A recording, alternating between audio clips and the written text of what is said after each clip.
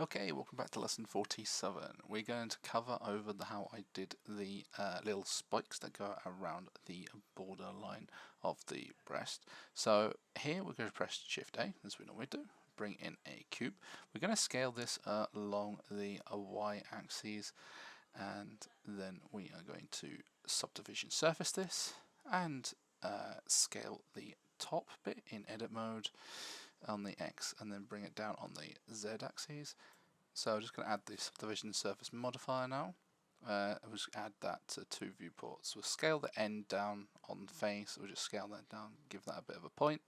We're just going to select all the edges and we're going to crease them by pressing Shift E. And then we're going to then add some edge loops. We're going to put 4 edge loops in. Then we're going to grab the edges, the 2 edges on the left and the right, because we want to make these straight. So we are going to scale this on the x-axis, and we're going to press 0. What that does is when you have your edges selected, you can press scale on the x and hit 0. It will scale along the 0 axis for the x, or whatever axis you have selected. So when you select further down the spike, I'm going to select the other edges, point them out. We're going to add a edge loop down the center, and then delete a half of it just to mirror modifier, just to use the mirror modifier. Just so we can then work on one side, it will then mirror on the other side exactly without having to put too much work into this one little object. So we're just going to press Shift V. That's when you have anything selected like edges or vertices, you can press Shift V and it'll move along whatever direction you prefer to choose. So we're just editing the little blade that goes on the border there. Sometimes you want your vert maybe to line up along the straight if it's at a diagonal way. If it's on a diagonal sort of slant, no worries. You can select 2 verts opposite, press Shift S to put the 3D cursor there, select your vert, and then snap your the vert to your 3D cursor. It comes in handy sometimes. I'm not sure if there's another method to doing this. Maybe you can use Shift V sometimes and use the snapping tool, but some scenarios sometimes it doesn't work. It really depends really. So it's a nice little trick for that. So we're just going to edit this and make this look nice, make it look a little better than what we have at the moment. So I'm just playing around here, removing the edges, just having a look, and we want to make sure we keep this as the quad all the way around. So there's no n-gons or any tries at the moment. Definitely make sure there's no n-gons. We definitely want quads or tries if possible. If anything, we'll try and make it all in a quad flow, the whole model, since it's easier to edit and UV unwrap later on.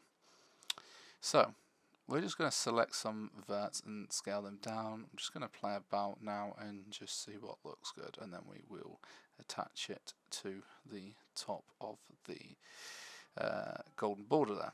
So there's a couple of ways you can attach it to the border. You can just do it manually. I'll use a snapping tool to snap to the top. It really personal preference at this point. Or what you could use is the ray and curve modifier to attach to this curve, as you see here. So we had put an edge loop around the center. We had then right click and convert to curve. And when you convert it to curve, you can then use the modifying tool.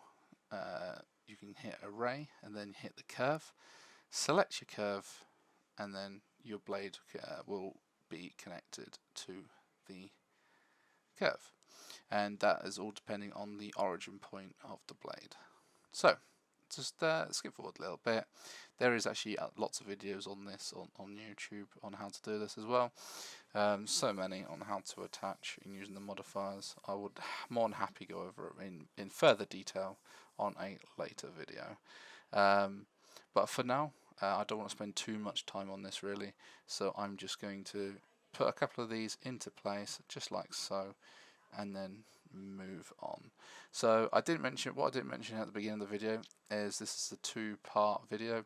This is part number one, because I had recorded this with the armoured fingers, which we would do next.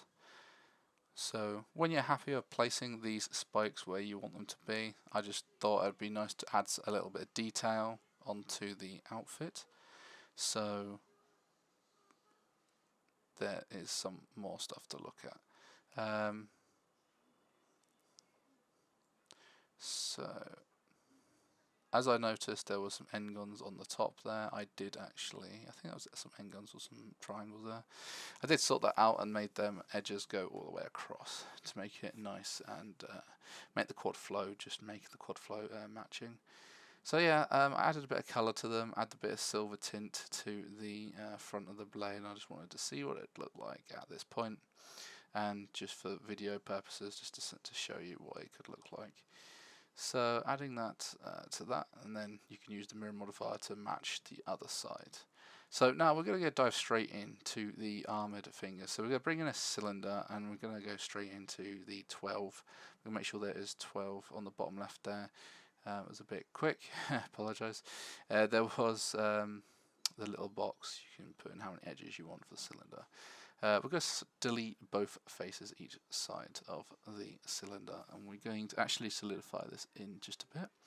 We're going to just place this on the index finger, and then just use the grab tool for the sculpting grab tool, just to put this down into place. I've seen a few artists do this as well, and there's different techniques of doing this. You could mask the finger, extract the mask, and then you could quad flow that down to get the exact shape. It could be good sometimes in this scenario, especially if all your fingers were just duplicated, which in this case they were, but then they were also then sculpted down over. So again, there's multiple methods of doing it. Choose whichever method which you feel comfortable with. I think the time is pretty good on doing this. I was taking my time doing this. This is a nice masterpiece I was trying to do, and I'm definitely going to go back and resculpt some part of the anatomies that I feel like was a little bit out of proportion. Like the face, for example. I definitely need to do the face. I think I've mentioned that a few times in the video. So we're going to add the solidifier modifier here, and we'll just keep that on the inside. We're actually going to use only rim ticked as well. We're going to have the ticked fill and only rim. That means the inside of the solidifier is not going to be fill. And the reason that is, there's just unnecessary quads that we do not need, since this will be an in-game avatar. So, and when you're happy with the top piece of the finger plate, we're going to just duplicate that, move that down, put that in place, maybe scale, maybe adjust it, see what is best. And then when we're happy with that, we're then going to do the same again for the fingertip. So we will then just select that. We're going to just use the grab tool and just make sure it's all in place all nicely. We will be using edge crease again to select all the edges of the finger bits. And when we are done with that, we are then going to just duplicate it, and we're going to make the point on the finger.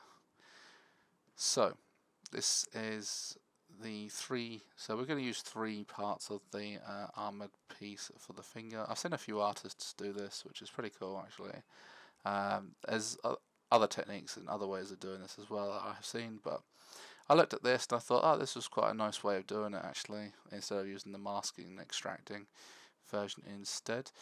Okay, I think we're going to end it there for part 1 of this video and go straight into and carry on with the armoured finger in part 2. I'll catch you in the next video.